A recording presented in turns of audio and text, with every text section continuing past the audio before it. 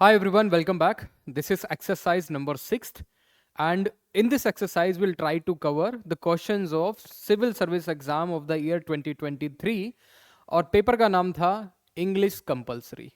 तो English compulsory आप देखोगे उसके अंदर देर आर डिफरेंट क्वेश्चंस जो कि पूछे गए थे इंग्लिश ग्रामर के। उसके अंदर वो क्वेश्चन पिक किए गए हैं जो आपके सीएपीएफ एग्जाम के लिए इंपॉर्टेंट हैं। पहला क्वेश्चन इसमें आप देखोगे, rewrite the following sentences after making necessary correction. Here the keyword is necessary and do not make unnecessary changes in the original sentence. दोबारा से अननेसेसरी और नेसेसरी का आपको मेन कॉन्सेप्ट पता चल गया होगा कि आपको उतने ही चेंजेस करने हैं जितने रिक्वायर्ड हैं, उसका मीनिंग चेंज नहीं होना चाहिए। पहला क्वेश्चन है, the book comprises of 12 chapters. जो भी क्वेश्चंस मैं बताऊंगा उस क्वेश्चन का कॉन्सेप्ट आपको बताऊंगा, लेकिन आप क्या कीजिए, वो कॉन्सेप्ट जो है कहीं पे लिख लीजिए, उसको समझ लीजिए, क्योंकि यही कॉन्सेप्ट बार बार रिपीट हो रहे हैं। पहला कॉन्सेप्ट आपके सामने, the book comprises of 12 chapters. Left to right कभी भी किसी क्वेश्चन को एनालाइज करोगे तो आपको चीजें क्लियर होती जाएंगी। यहां पे द बुक लिखा है, ये क्या है? सब्जेक्ट है। कंप्राइजेज क्या हो गई? Comprises is a verb here, यहां पे ये वर्ब है। उसके साथ आपने ये ऑफ प्रेपोजिशन लिखी है, फिर 12 चैप्टर लिखा है। अब कंप्राइजेज आप देखोगे, ये जो वर्ब होती है, ये वर्ब के बाद ऑफ प्रेपोजिशन नहीं आती, इसके बाद आप डायरेक्ट ऑब्जेक्ट लिखते हो, क्योंकि कंप्राइजेज का मतलब ही क्या होता है आपको ये पता होना चाहिए। क्योंकि बहुत बार इंग्लिश के अंदर ये कॉन्सेप्ट पूछा जाता है कि कंप्राइज, ये जो वर्ब है कंप्राइज और consist, okay, consist of, right. तो इतना आपको पता होना चाहिए कि कंप्राइज का मतलब क्या होता है। कंप्राइज का मतलब कंसिस्ट ऑफ ही होता है। कंप्राइज का मतलब क्या क्या होता है? Contain, okay, contain. और इसका मतलब क्या होता है? एम्ब्रेस।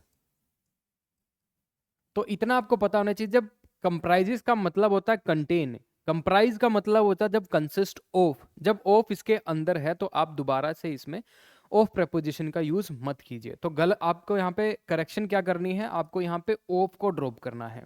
तो करेक्ट आंसर क्या होगा? The book comprises 12 chapters.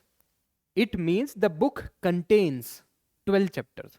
तो आपको ये इसका यूसेज जरूर आना चाहिए। This is very important usage कि कंप्राइज वर्ब को कैसे यूज करते हैं। उसका मतलब कंटेन होता है, एम्ब्रेस होता है, कंसिस्ट ऑफ होता है। कंप्राइज जो होता है, ओके, इसका मतलब कंटेन होता है। जैसे मैं आपको बोलूं कि UK comprise of, United kingdom जो है वो किससे बन के किससे कंप्राइज होके बना है। आप इसके अंदर लिख सकते हो स्कॉटलैंड है यूके के अंदर। दे आर डिफरेंट डिफरेंट जो आप देखोगे आइलैंड हैं जो कि यूके को बनाते हैं। So UK is a whole, इतना आपको पता होना चाहिए। कोई भी चीज एज ए होल है, अगर आप उसके पार्ट दिखाने हो तो आप क्या यूज करोगे? कंप्राइज। दूसरी चीज ये है कंसिस्ट।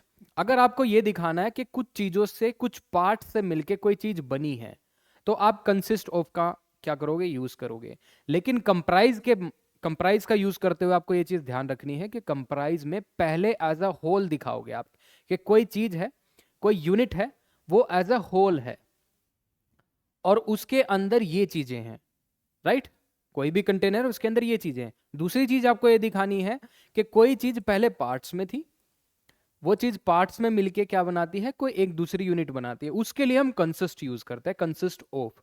और कंप्राइज के बाद कोई प्रपोजिशन का ना यूज कीजिए, कंप्राइज के बाद डायरेक्ट उसका ऑब्जेक्ट लिखिए।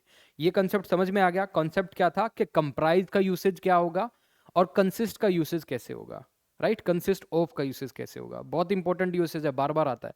नेक्स्ट देखते हैं, he scarcely comes to see me now. Left to right analyse कीजिए दोबारा। ये भी सीएपीएफ के अंदर बहुत बार इसका यूसेज आता है। Scarcely, hardly, seldom, right, often.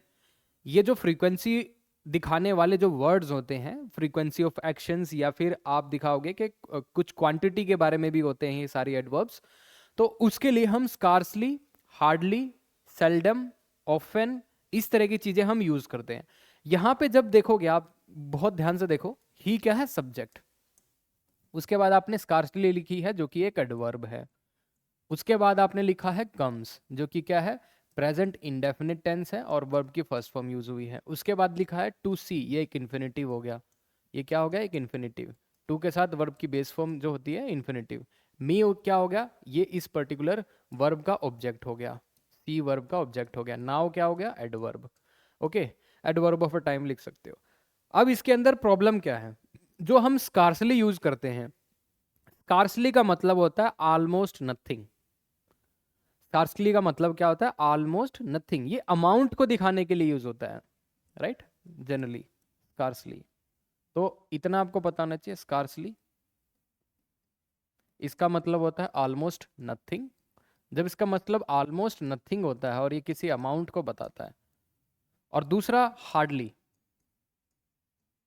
Hardly का मतलब होता है, आप देखोगे इसको आप किसके लिए यूज करते हो? इसको आप टाइम के लिए यूज करते हो। Frequency, frequency is the right word, कि कितनी बार वो काम हुआ। Okay, it is use for frequency. और इसका मतलब होता है ऑलमोस्ट नेवर। ओके, इसका मतलब होता है ऑलमोस्ट नेवर। सेल्डम भी लिख सकते हो, वो सारी चीजें वहां पे यूज होंगी। अब देखो यहां पे क्वेश्चन है आपके सामने, he scarcely comes to see me now. तो आप यहां पे क्या लिख सकते हो? या तो आप यहां पे हार्डली लिखो, ओके, या फिर आप यहां पे सेल्डम लिखो, राइट? तो आप यहां पे दोनों चीज यूज कर सकते हो, हार्डली और seldom. He seldom comes to see me now और he hardly comes to see me now. Seldom और भी ज्यादा डिग्री को बताते हैं, कि हार्डली से भी ज्यादा वो जो है स्ट्रॉन्ग डिग्री है सेल्डम। ओके, और फ्रीक्वेंसी को दिखाती है कि कितनी बार वो पर्टिकुलर एक्शन होता है उससे मिलने का। He scarcely comes to see me now. यहाँ पे आप क्या लिखोगे? या तो आप हार्डली का यूज कीजिए या फिर आप यहाँ पे सेल्डम का यूज कीजिए, ठीक है? सेल्डम और भी ज्यादा डिग्री दिखाता है कंपैरेटिवली टू हार्डली, हार्डली से ज्यादा, राइट? हार्डली में एक दो बार हो सकता है कि वो मिलने आया है, लेकिन सेल्डम में तो वो चांस भी बहुत कम है, राइट? तो इतना समझ में आया आपको? कॉन्सेप्ट क्या था? कॉन्सेप्ट ये था कि एडवर्ब्स का यूसेज कैसे होता है। कुछ ऐसे वर्ड्स होते हैं, कुछ ऐसे एडवर्ब्स होते हैं जो ऑलरेडी नेगेटिव होते हैं, उसके साथ नेगेटिव भी यूज नहीं करना। कई बार ये होता है कि scarcely does not come to see me, वो भी गलत हो जाएगा। ऐसी स्टेटमेंट के अंदर जो पहले ही जो एडवर्ब्स है वो नेगेटिव इंप्लीकेशन लेके आते हैं, उसके अंदर भी आप नोट का यूज मत कीजिए। पहली बात ये। दूसरी चीज ये, जब आप इनका यूज करोगे, यूसेज आपको पता होना चाहिए ये किसके लिए यूज होता है। Scarcely, this is used for some sort of an amount, इसका मतलब होता है ऑलमोस्ट नथिंग। हार्डली जो यूज होता है ऑलमोस्ट नेवर, इसका मतलब होता है, और ये फ्रीक्वेंसी को डिस्क्राइब करता है कि कितनी टाइम वो एक्शन हुआ, कितनी बार, राइट? आई होप आपको समझ में आ गया होगा। तो आपको ये चीजें समझनी है। नेक्स्ट देखिए, if I will have time I shall visit the art exhibition. If मैंने आपको बताया था एक कंजंक्शन होता है, राइट? कंडीशनल जिसको हम बोलते हैं। इफ एक कंजंक्शन है जो कि कंडीशन को इंट्रोड्यूस करता है। अब इफ के साथ जो भी क्लोज लिखी जाएगी उसके साथ वो क्या होगी? कि एक कंडीशन होगी।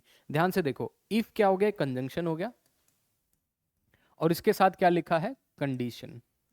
और आपको पता है कि कंडीशन जनरली हम किस में लिखते हैं? प्रेजेंट इंडेफिनिट टेंस के अंदर लिखते हैं।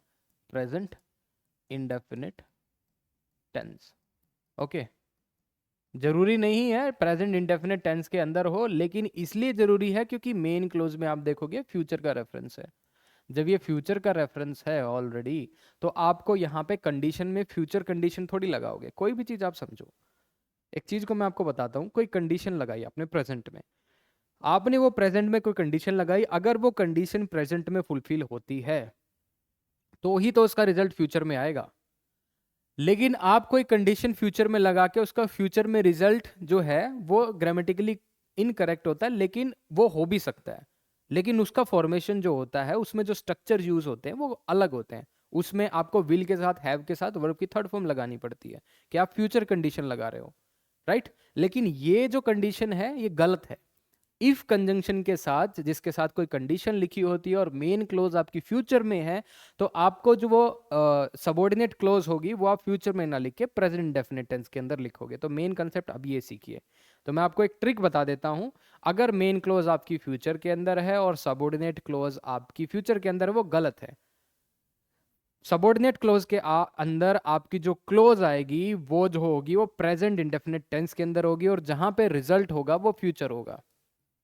ओके, वो क्या होगा?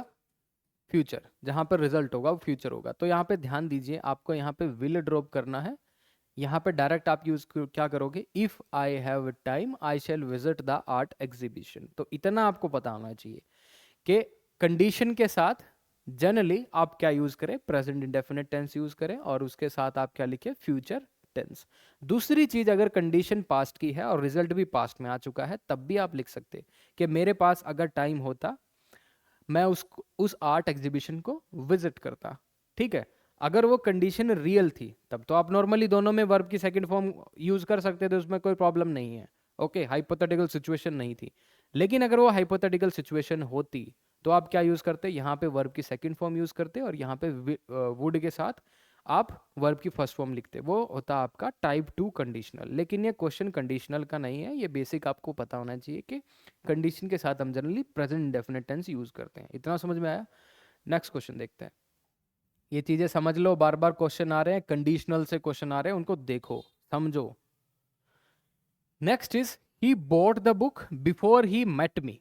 अब देखो इसके अंदर ये बहुत इंटरेस्टिंग क्वेश्चन है, लेफ्ट टू राइट एनालाइज कीजिए। ही बॉट द बुक, क्या समझ में आया? अब इसको सब्जेक्ट क्या है? ही है, उसके साथ इसमें जो वर्ब लिखी है वो है बॉट, और वर्ब कौन सी है? वर्ब की सेकंड फॉर्म। क्या समझ में आया? ये पास्ट इंडेफिनिट टेंस है, इतना मुझे भी समझ में आया।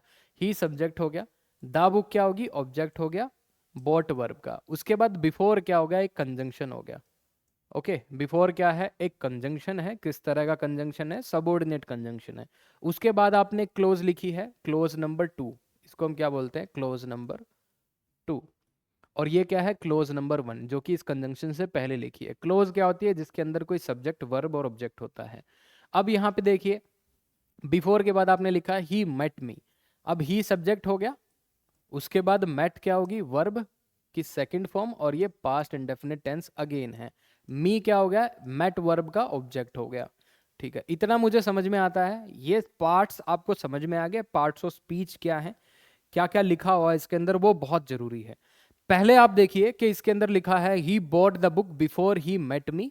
इसके अंदर गलती क्या है? सीक्वेंस ऑफ इवेंट जो है वो सही से डिफाइन नहीं है।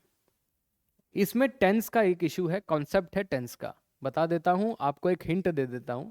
इसमें टेंस का कॉन्सेप्ट है। टेंस का कॉन्सेप्ट कैसे यूज करते हैं मैं बता देता हूं। अगर कभी भी हमें टाइमलाइन पे पास्ट से उठ के पास्ट ऑफ पास्ट में जाना होता है तो हम वहां पे पास्ट परफेक्ट टेंस यूज करते हैं। मतलब क्या है समझ लीजिए। Suppose this is a timeline, suppose this is present, ये क्या आगे इसके फ्यूचर है, इंडेफिनेट है, हमें नहीं पता कहां तक जाएगा। और ये क्या है? पास्ट है, पास्ट का कोई पॉइंट है, और ये पास्ट से भी पीछे है, पास्ट ऑफ पास्ट। ओके, ये है पास्ट ऑफ पास्ट। अब इतना आपको पता चल गया, ये प्रेजेंट है, ये पास्ट है, ये पास्ट ऑफ पास्ट है, और वो फ्यूचर है। ये है क्या? टाइमलाइन है। This is a timeline. जब आपको पता चल गया कि टाइमलाइन है और हम सीक्वेंस ऑफ इवेंट्स देख रहे हैं, तो एक चीज आप समझ लीजिए, इंग्लिश में एक बहुत इंपॉर्टेंट चीज होती है कि जब भी हम पास्ट के किसी एक्शन से पास्ट ऑफ पास्ट में जाएंगे तो आपको पास्ट परफेक्ट टेंस यूज करना पड़ेगा। ठीक है, सुनने में अच्छा लग रहा है? इसका मतलब है इस पर्टिकुलर क्वेश्चन के अंदर सीक्वेंस देखिए, he bought the book before he met me. अब मुझे ये बात बताइए कि ये एक्शन है बुक खरीदने वाला और उससे मिलने वाला, इन दोनों एक्शंस में से कौन सा एक्शन पहले हुआ है? He bought the book before he met me, मतलब उसने बुक पहले खरीदी, उसके बाद उससे मिला, तो ये एक्शन पहले हुआ। जो एक्शन पहले होता है उसको तो पास्ट ऑफ पास्ट में लिखते हैं। लेकिन ऐसे ढेर सारे एग्जाम्पल्स आपको मिलेंगे जिसके अंदर दो एक्शन हो रहे होंगे और एक एक्शन से पहले हो रहा होगा, तो ऐसे तो हम सभी में पास्ट ऑफ पास्ट का यूज करेंगे। अब उस चीज के अंदर आपको समझना क्या है कि गिवन सेंटेंस में अगर वो बोलना चाहता है कि एक एक्शन से पीछे जाइए, जैसे इसमें बोला है कि he bought the book before he met me, यहां पे before conjunction is a hint which is telling कि एक एक्शन से पीछे जाइए। जब हम उस एक्शन से पीछे गए कि उससे मिलने से पहले जब उसने बुक खरीदी, तो ये बुक खरीदने वाला एक्शन जो है पास्ट ऑफ पास्ट का है। मतलब मिलने वाला एक्शन क्या है? पास्ट का, before he met me, right. ये मेट वर्ब जो है यहां पे हम लिखेंगे, लेकिन before he met that particular person, उससे पहले एक एक्शन और हो चुका था पास्ट ऑफ पास्ट में। कौन सा एक्शन था वो? बुक खरीदने वाला। जब वो बुक खरीदने वाला था तो यहां पे आप क्या लिखोगे? Had boat. तो आपको ये समझ में आया? ये एक्शन मिलने वाला, इससे पहले एक बुक खरीदने वाला एक्शन जो है ये पास्ट ऑफ पास्ट में है, ये पास्ट परफेक्ट टेंस में आएगा, क्योंकि इस एक्शन से हमें पास्ट से पास्ट ऑफ पास्ट में जाने के लिए मजबूर किया गिवन स्टेटमेंट ने, he bought the book before he met me, कि मेरे से मिलने से पहले उसने बुक खरीद ली थी। तो ये इंडिकेशन है कि आपको पास्ट से उठ के पास्ट ऑफ पास्ट में जाना है। ठीक है, समझ में आया? बहुत इंटरेस्टिंग क्वेश्चन है, बार बार सीपीएफ में आता है। ठीक है, नेक्स्ट देखते हैं, I found that he is guilty. अब यहां पे देखिए, I found that he is guilty. I क्या हो गया यहां पे? आई यहां पे सब्जेक्ट हो गया। उसके बाद दैट क्या हो गया? एक कंजंक्शन हो गया। ही क्या हो गया? एक सब्जेक्ट हो गया। और इज क्या होगी? वर्ब होगी। और गिल्टी मुझे बताइए क्या है? फाउंड यहाँ पे वर्ब होगी। तो यहाँ पे दैट एक कंजंक्शन है, ये क्लोज नंबर 1 है, ये क्लोज नंबर 2 है। इन दोनों को ज्वाइन करने के लिए कंजंक्शन यूज हुआ है। आप लोगों के लिए एक पर्टिकुलर क्वेश्चन है कि आप मुझे ये बताइए कि जो गिवन सेंटेंस है इसमें गिल्टी क्या है? एडवर्ब है या फिर वर्ब है या नाउन है? ये मुझे बताइए। तो इसके अंदर जो गिल्टी है, वैसे दिस इज एन एडजेक्टिव, ये तो आपको पता ही चल गया होगा अभी तक। ठीक है, गिल्टी क्या है? एडजेक्टिव है, क्योंकि इस जो है लिंकिंग वर्ब है। लिंकिंग वर्ब के बाद हम कॉम्प्लीमेंट लिखते हैं, और कॉम्प्लीमेंट कौन बन सकता है? सब्जेक्ट, ऑब्जेक्ट, और नहीं, कॉम्प्लीमेंट क्या बन सकता है? नाउन, प्रोनाउन और एडजेक्टिव। नाउन, प्रोनाउन और एडजेक्टिव ही आपके क्या बन सकते हैं? कॉम्प्लीमेंट बन सकते हैं। तो यहाँ पे गिल्टी क्या है? एडजेक्टिव है। अब आपको एक चीज यहाँ पे समझ में आई कि आई फाउंड, आई फाउंड क्या है? दिस इज क्लोज नंबर 1, और ये क्या है? Main close. कौन सी क्लोज है? मेन क्लोज, इंडिपेंडेंट है, राइट? तो ये मेन क्लोज है। जब मेन क्लोज आपकी कभी भी सेंटेंस के अंदर, क्लोज तो समझ में आ गया ना क्लोज क्या होता है? जब मेन क्लोज आपकी पास्ट के अंदर होती है तो आपको सबऑर्डिनेट क्लोज्ड भी पास्ट के अंदर लिखनी होती है। तो आई found that he is guilty, that कैसा कंजंक्शन है? सबऑर्डिनेट कंजंक्शन है। जब ये सबऑर्डिनेट कंजंक्शन है, उसके बाद जो आप क्लोज लिखोगे वो सबऑर्डिनेट ही होगी। तो ये जो गिवन सेंटेंस है ही इज गिल्टी, ये सबऑर्डिनेट क्लोज है। तो इसमें आपने जो टेंस यूज किया वो प्रेजेंट इंडेफिनिट टेंस है, जो कि गलत है, क्योंकि आपकी मेन क्लोज क्या है? पास्ट के अंदर है, तो सबऑर्डिनेट क्लोज भी आपकी पास्ट के अंदर ही होगी। जब वो पास्ट के अंदर होगी तो इसका मतलब क्या है? आपको यहाँ पे इज की जगह वॉज यूज करना पड़ेगा। ये समझ में आया? Right, I found that he is guilty. लेकिन आप ये बोल रहे होगे कि पिछले सेंटेंस में जब वो क्वेश्चन था कि he bought the book before he met me, उसके अंदर सर आपने he had bought the book लिख दिया, उसको पास्ट ऑफ पास्ट बना दिया, उसको past of past perfect tense के अंदर बोल दिया। लेकिन यहाँ पे भी दो सीक्वेंस है कि आई फाउंड कि वो गिल्टी है, तो इसमें भी एक्शंस हुए होंगे ना। आपको जब मिला होगा कि वो गिल्टी है, गिल्टी होने वाला एक्शन बाद में आया या फिर उसको वो मिलने वाला एक्शन बाद में आया, तो ये भी आपके अंदर क्यूरियोसिटी होनी चाहिए। लेकिन इसके अंदर आप देखिए, हम एक एक्शन से पीछे नहीं जा रहे। उस केस में हमने बिफोर कंजंक्शन का यूज करके हमने बता दिया कि हम एक एक्शन जो पास्ट का है उससे पीछे जा रहे हैं।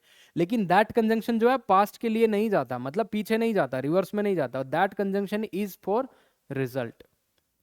ओके, दैट कंजंक्शन बहुत सारी चीज़ों में यूज़ होता है। नाउन क्लोज बनाने के लिए भी यूज़ होता है, रिजल्ट के लिए भी होता है। आप देखोगे इसके अंदर बहुत सारी चीज़ों के लिए यूज़ होता है, right? So I found that he is guilty, ये सीक्वेंस जो है इस तरह से है, लेफ्ट टू राइट, मतलब प्रेजेंट की तरफ जाएगा ये, पास्ट से और भी आगे प्रेजेंट की तरफ जाएगा, ना कि पास्ट से पास्ट ऑफ पास्ट की तरफ जाएगा। So I found that he is guilty, he was guilty होगा। इतना आपको समझ में आना चाहिए। कॉन्सेप्ट था मेन क्लोज अगर पास्ट में होगी तो सबऑर्डिनेट क्लोज भी पास्ट में होगी।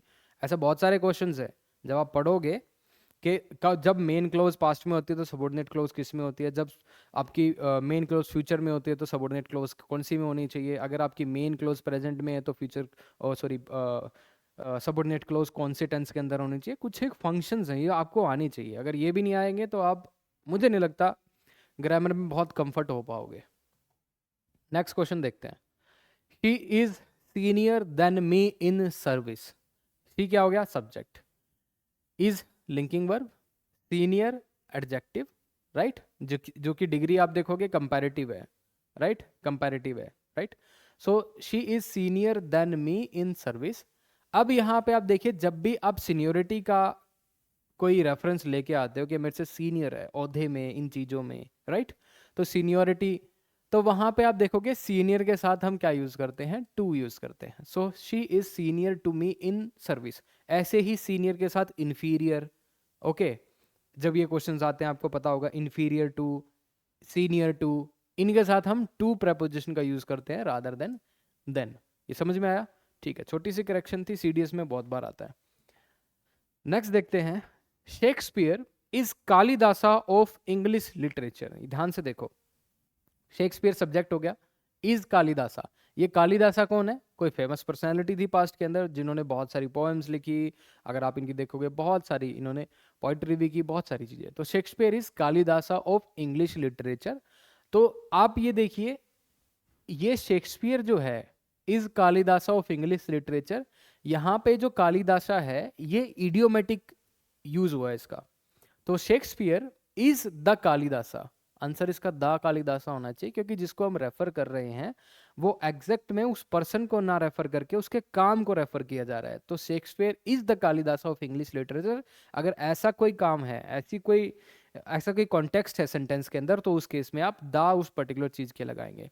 सो the Shakespeare is the Kalidasa of English literature. Okay, तो next is home is place where we can earn our grace. Home subject हो गया, इज लिंकिंग वर्ब होगी, राइट। प्लेस क्या होगा वो आप देख लीजिए, place can be an adjective. उसके बाद आप देखिए where we can earn our grace. अब यहां पे देखिए where we can earn our grace, ये क्या है? एक डिस्क्रिप्टिव, ये एक डिस्क्रिप्शन है। किसका डिस्क्रिप्शन है? प्लेस का। मैंने आपको पहले भी बताया था, अगर किसी चीज को आप डिस्क्राइब कर रहे हो, ओके, किसी भी चीज को अगर आप सेंटेंस के अंदर कोई डिस्क्रिप्शन दे रहे हो तो वो क्या बन जाता है? डेफिनेट बन जाता है। तो यहाँ पे ये जो क्लोज यूज की गई है, where we earn our grace, तो ये यूज किसके लिए हो रहा है? प्लेस के लिए। ओके, होम एक ऐसा प्लेस है जहां पे हम क्या अर्न करते हैं? अपनी grace. So home is place where we earn our grace. तो यहाँ पे जब प्लेस डेफिनेट हो चुका है, तब डेफिनेट हो चुका है तो उसके साथ आप आर्टिकल भी डेफिनेट यूज करोगे। So home is the place where we earn our grace, right. तो इतना आपको समझ में आ गया। So home is the place where we earn our grace. Next is while I was traveling in a train, piece of luggage fell on my head। देखो luggage का दोबारा से ये कंसेप्ट है, डायरेक्टली मैं आपको बता देता हूँ। while किस लिए यूज होता है? कंजंक्शन होता है जो कि किसी पर्टिकुलर पॉइंट ऑफ टाइम पे कोई एक्शन अगर एक्टिव होता है किसी पॉइंट ऑफ टाइम पे, ये आप चीज़ें ध्यान दीजिए। while हम किस लिए यूज करते हैं? किसी पॉइंट ऑफ टाइम पे अगर कोई एक्शन एक्टिव दिखाना होता है कि एक्शन इज एक्टिव, तो हम वाइल का यूज करते हैं। और वहां पे टेंस कौन सा यूज होगा उस पर्टिकुलर सिचुएशन में? वाइल के साथ आप वहां पे कॉन्टिन्यूस टेंस का यूज करोगे, ठीक है, कॉन्टिन्यूस टेंस। और यहाँ पे भी हमने वही किया, वाइल आई वॉज ट्रेवलिंग, ये कौन सा टेंस है? Past continuous. इतना समझ में आया? इन अ ट्रेन, देखिए while I was travelling in a train, inside the train था ना वो, ठीक है, वो बात सही है। जब आप किसी भी चीज के अंदर बैठे हो और वो चीज बहुत बड़ी है, उसके अंदर आप मूव कर सकते हो। आप कार में अगर आप बैठोगे, यहाँ पे अगर जनरली होता while I was travelling bye a car, अगर यहाँ पे कार होता तो आप बाय का यूज करते, ठीक है, मीन्स ऑफ ट्रांसपोर्ट के अंदर तो आप बाय का यूज करते। लेकिन सिंस ट्रेन एक बहुत बड़ा आप देखोगे मोड ऑफ ट्रांसपोर्ट है, उसके अंदर आप चल भी सकते हो, बैठ भी सकते हो, लेट भी सकते हो, तो ये बहुत बड़ी चीज है ट्रेन, उसके अंदर आप इन का भी यूज कर सकते हो। So while I was travelling in a train, piece of luggage fell on my head, तो इसके अंदर आप देखिए पीस ऑफ लगेज, तो लगेज ये दोबारा से आप नाउन देखोगे किस तरह का नाउन है? सिंगुलर। लेकिन इसमें हमने देखा कि लगेज बहुत सारा था, उसमें से एक पीस जो था वो उसके सिर पे जाके लगा, तो फेल ऑन माई हेड। तो यहाँ पे आपको देखना पड़ेगा, जब आप एक पीस की बात करोगे तो यहाँ पे आप ए जरूर लिखोगे, ए आर्टिकल का यूज होगा। वो इनडेफिनिट है, आपको ये नहीं पता क्योंकि लगेज जो है अनकाउंटेबल है, मुझे नहीं पता कौन सा लगेज था, क्या था। ए पीस ऑफ लगेज, उसमें से एक पीस जो था लगेज का वो जाके उसके सिर पे गिरा। तो ए पीस ऑफ आप यूज करते हो किसी भी अनकाउंटेबल नाउन में से कुछ पार्ट अगर आपको बताना है, जैसे ब्रेड, ब्रेड होता है अनकाउंटेबल नाउन है, तो ए पीस ऑफ ब्रेड आप बोलते हो, a loaf of bread, right. उस हिसाब से ऐसे ही a piece of luggage use होता है, राइट। छोटा सा यूसेज है लगेज का। नेक्स्ट है, लास्ट है, one of the students were absent for a week. यहां पे आप देखिए वन ऑफ द स्टूडेंट्स, अब द स्टूडेंट्स क्या है? ये प्लूरल है, ओके, प्लूरल का मतलब ये टोटल है, दिस इज टोटल। वन क्या है? उसका पार्ट है। जब वन उसका पार्ट है और वन बता भी रहा है कि वो क्या है? सिंगुलर है, एक ही के बारे में बात हो रही है, और पार्ट क्या है, प्लूरल है, और टोटल है, नंबर ऑफ स्टूडेंट्स है। उसमें से एक जो था एब्सेंट था। जब उसमें से एक की बात हो रही है तो मतलब ये वर्ब जो है ये गलत यूज हुआ है, क्योंकि यहाँ पे सब्जेक्ट जो है सिंगुलर है और आपने वर्ब यहाँ पे क्या यूज कर दी, प्लूरल। तो यहाँ पे क्या लिखोगे, was. One of the students was absent for a week. तो आपको कई बार ये लगता होगा कि वर्ब के इमीडिएट जो लिखा है वो उसका सब्जेक्ट है, नहीं, ये ऑफ प्रेपोजिशन का ऑब्जेक्ट है। यहाँ पे सब्जेक्ट है one of the students was absent for a week. तो इतना आपको समझ में आएगा। तो ये 10 क्वेश्चंस थे, सिविल सर्विस एग्जाम में पूछे गए थे। अब हम बात कर लेते हैं ग्रामर 4.0 बैच की। All the things with respect to grammar, with respect to voices, narration, conditional, conjunctions, active passive question, सब इनको मॉड्यूल वाइज डील किया गया है।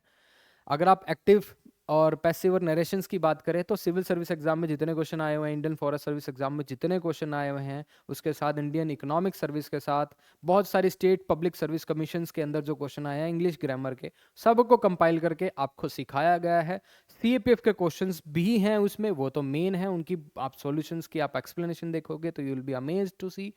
तो बहुत साइंटिफिकली कोर्स को डिज़ाइन किया गया है, आप इसका पार्ट बन सकते हो अगर आपके मार्क्स बहुत ज़्यादा इंप्रूव नहीं हो रहे ग्रामर के अंदर। So this is a panacea for grammar, I would say. तो you can become a part. Mainly आपको बहुत हेल्प करेगा, मेनली इन अ सेंस के अगर आपने कभी कट ऑफ 1 2 3 4 5 10 नंबर से मिस की हो, वो भी अगर आपको लगता है ग्रामर में आप परफॉर्म नहीं कर पाए, तो this course would be helpful for you. Thank you.